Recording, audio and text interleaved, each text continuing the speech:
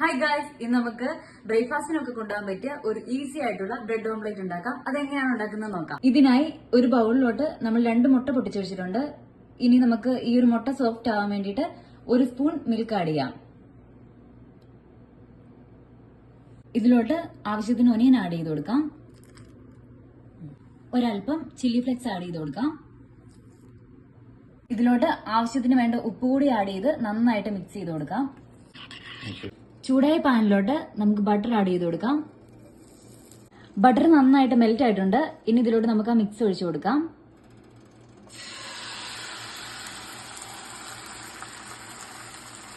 ഇനി നമുക്ക് ഇതിന്റെ സെന്ററിൽ 2 പീസ് ബ്രെഡ് വെച്ച് കൊടുക്കാം.